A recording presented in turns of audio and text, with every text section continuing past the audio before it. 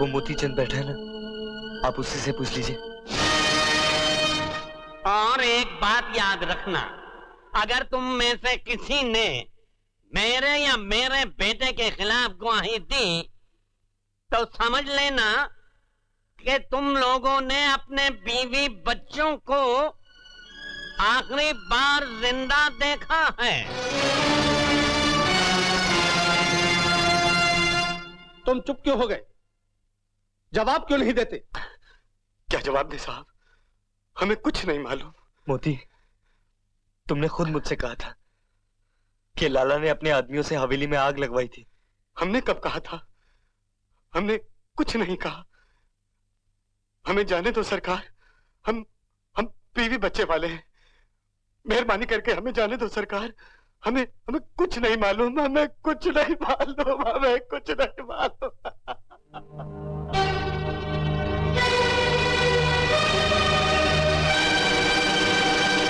वाकयाती शहादतों की रोशनी में ये बात साबित हो चुकी है कि मुल्जिम जीवन ठाकुर ने इंस्पेक्टर मुरली राम का खून महज इत्तफाक से नहीं बल्कि जानबूझकर किया है। मुल्जिम कानून का होने वाला मुहाफिज था, इसके बावजूद भी उसने कानून के एक जिम्मेदार अफसर का जारहाना कत्ल करके न सिर्फ एक संगीन जुर्म किया है बल्कि समाज के सामने एक बहुत ही गलत मिसाल कायम की है। लिहाजा ये अदालत मुल्जिम को मुजरिम करार देते हुए आईपीसी दफा 302 के तहत सजाए मौत का हुक्म देती है।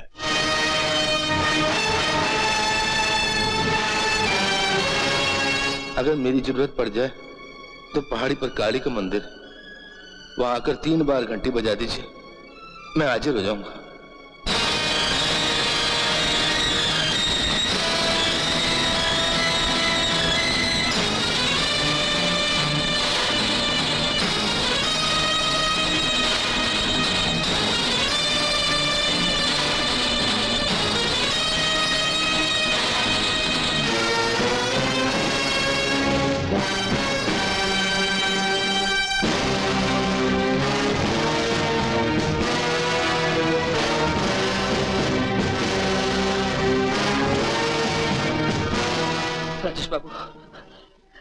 राजेश बाबू, आज मुझे मत रखो राजेश बाबू, मुझे जाने दो।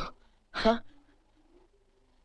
देखो बाबू, मैं आपके पैर पड़ता हूँ बाबू, मुझे मत रोको बाबू, मुझे मत रोको, मुझे जाने दो। क्या बस साले, बजाय अपने एक रात के जीजे का साथ देने के उस हरामजादे जीवन का साथ दे रहा, क्यों बे? कमीने!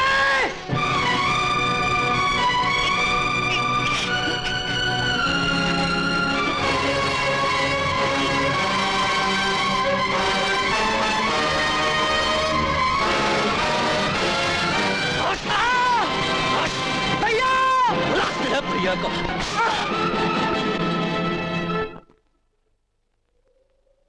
चलो।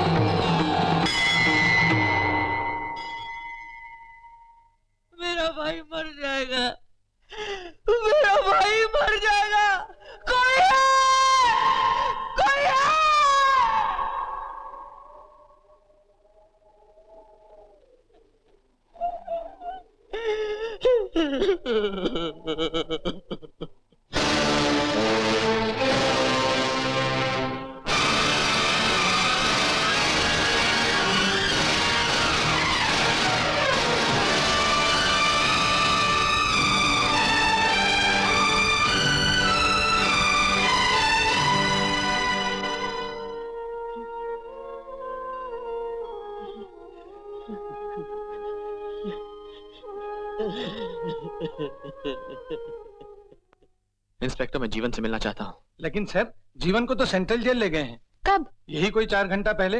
अब तक तो शायद पहुंच भी गए होंगे।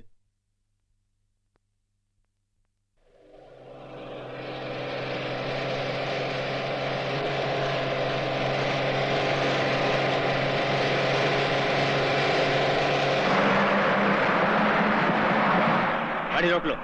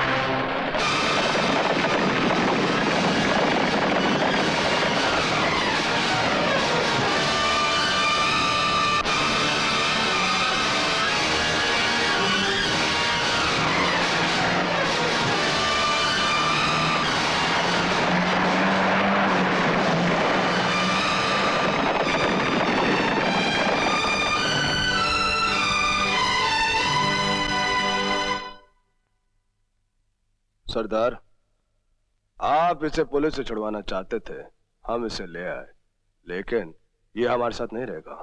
क्यों? क्योंकि कल तक ये एक पुलिस वाला था, उस रास्ते का मुसाफिर जहां पर हमारे चारों तरफ फांसी के फंदे लटके हुए थे। हो सकता है कि इसका ईमान ना बदला हो। बात ठीक है सरदार। लाखन ठीक कहता है सरदार। हाँ सरदार, ये हमारे साथ नहीं रह सकता। नहीं रह सकता।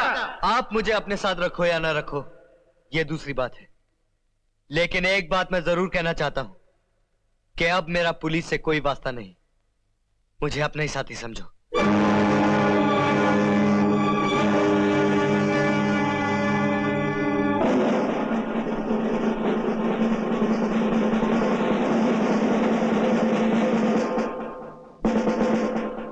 ठीक है, लेकिन हमारा साथी बनने के लिए तुम्हें शपथ लेनी पड़ेगी। मुझे मंजूर है। मैं तेरी सौगंध खा के कहता हूं काली मां, मैं तेरी सौगंध खा के कहता हूं काली मां, कि कभी किसी कमजोर और गरीब पर, कभी किसी कमजोर और गरीब पर जुल्म नहीं होने दूंगा, जुल्म नहीं होने दूंगा। और जो लोग जुल्म करते हैं, जुल्म करते हैं, मैं उन्हें कड़ी से कड़ी सजा दूंगा। मैं उन्हें कड़ी से कड़ी सजा दूंगा।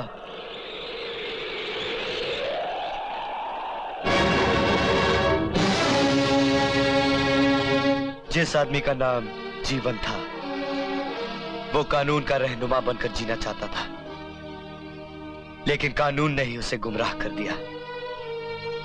इसलिए मेरा नाम बदल दो सरदार।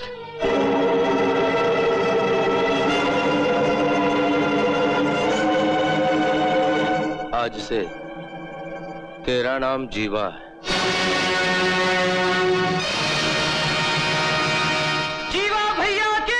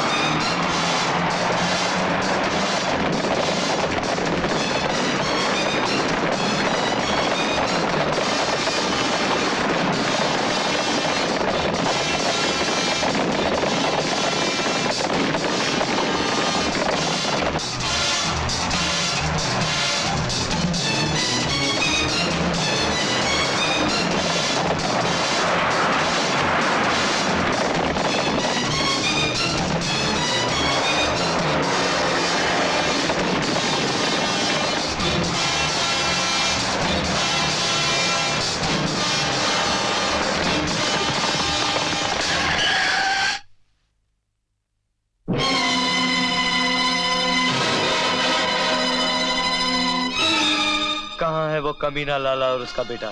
जी वो लड़की देखन गए रहे राजेश बाबू की शादी के वास्ते। कह देना उसे कि जागीर सिंह की टोली आई थी और सगाई वाले दिन फिर आएगी। लेकिन तिजोरी का माल तो लूट लें। नहीं सरदार, हम यहाँ लाला और उसके बेटे की जान लेने आए हैं।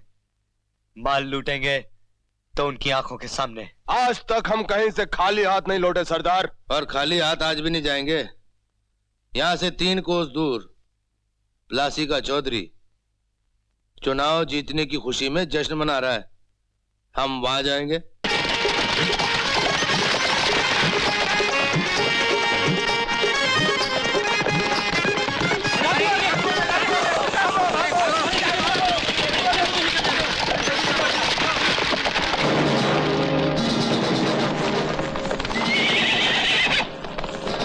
अरे नारे भाया, अरे मन्ने गोली ना मार।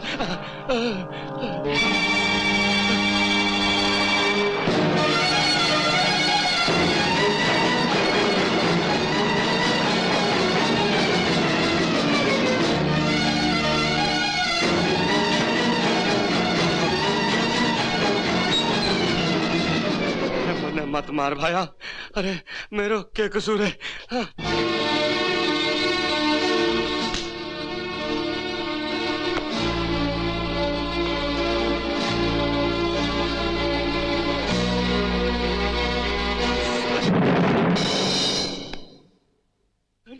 ना ना।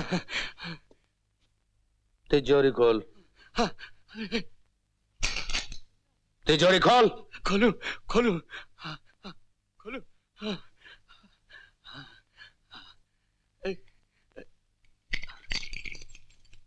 जीवा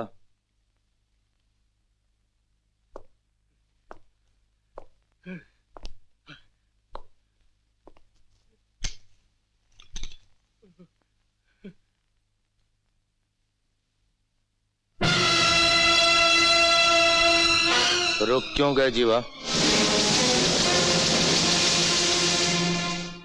ये वो साहूकार है जिसने गरीबों का खून चूस चूस कर अपनी तिजोरी भरी है। हम तो गरीबों की अमानत लेने आए हैं।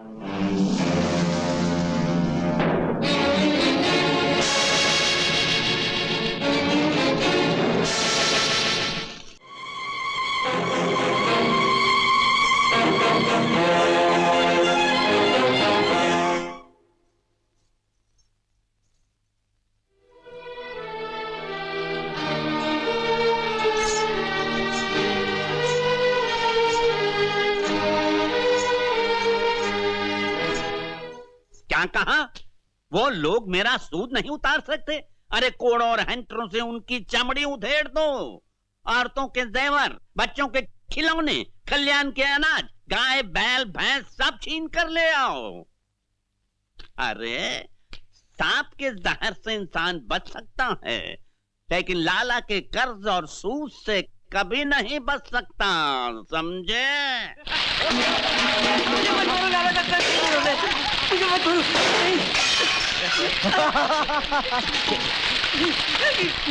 बढ़िया। अरे ये क्या कर रहे हो? जुल्म मत करो, हम तुम्हारा थोड़ा थोड़ा कर्ज चुका देंगे। अरे मत फेंक लो। अरे मत मारो, मेरे बेटे को मत मारो। ले जाओ इसे। लाला के कर्ज का ब्याज नहीं देता है। मैं लाला का कर्ज दे दूंगा। नहीं।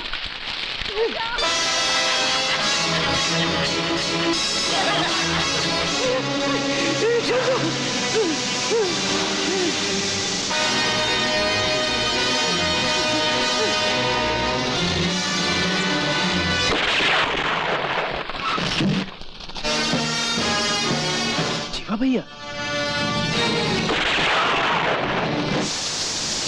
बेटा, तो ठीक तो है ना? ने कितना मारा मेरे बेटे को। सत्यानाश हो जाए इसका।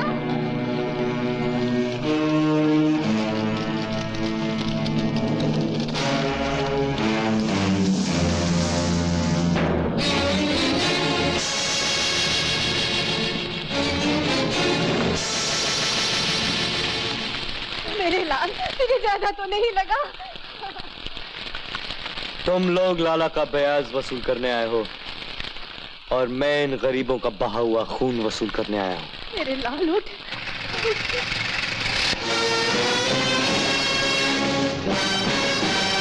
लाला लालचंद मुर्दाबाद, लाला लालचंद मुर्दाबाद, लाला लालचंद मुर्दाबाद, लाला लालचंद मुर्दाबाद, लाला लालचंद मुर्दाबाद।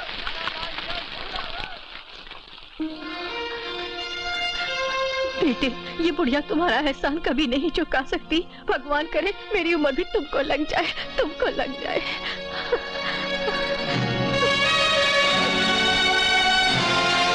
जीवा ने मार मार कर मेरे आदमियों का बुरा हाल कर दिया है और आप कहते हैं कि घबराने की कोई बात नहीं। दरोगा जी, अब सवाल सिर्फ मेरे आदमियों की पिटाई का ही नहीं है, बल्कि मेरे बेटे की सगाई का भी है। कल मेरे बेटे की सगाई है और वो डाकू जागीर सिंह धमकी दे गया है कि वो सगाई के दिन जरूर आएगा। अगर वो आएगा तो फिर लौट कर नहीं जाएगा। लाला जी, आप हैं दुष्यंत सिंह जी, इस जिले के नए हाकिम। डाकू जागीर सिंह को पकड़ने के लिए खासतौर से बदली करा के यहाँ आए। हाँ चीफ साहब, बात यह है कि कल मेरे बेटे की सगाई है और वो डाकू मुझे मालूम है, मैंने आपकी दर्ज कराई रिपोर्ट पढ़ ली है। पढ़ ली है ना? जी हाँ, आप बेफिक्र होकर अपने बेटे की सगाई कराइए, पुलिस सब संभाल लेगी। आप भी आइए ना? जी हाँ, जरूर आएंगे ना? जी आऊंगा लाला जी। धन्यवाद। चला।